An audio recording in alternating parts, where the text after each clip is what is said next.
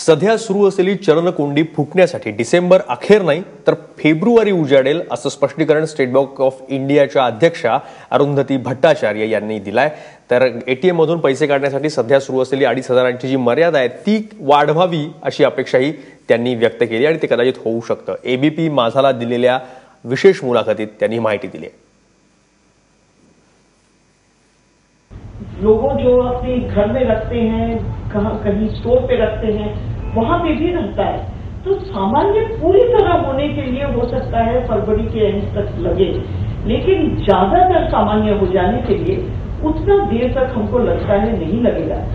सही बात यह भी है कि दिसंबर 30 तारीख तक वो भी नहीं होगा, लेकिन उससे ज्यादा और 2 हफ्ता 3 हफ्ता के अंदर अंदर हम लोग बहुत ज्यादा सुधार हम लोग को देखने को। तात्पर्य असं आहे की पुढच्या 8-10 दिवसात सगळं काही सुरळीत होईल अशी अपेक्षा ठेवू नका, पण फेब्रुवारीपर्यंत सगळ्या महत्त्वाच्या गोष्टी किमान एटीएम बाहेरच्या आणि बँकांबाहेरच्या रांगा कमी होतील अशी अपेक्षा त्या व्यक्त करतात।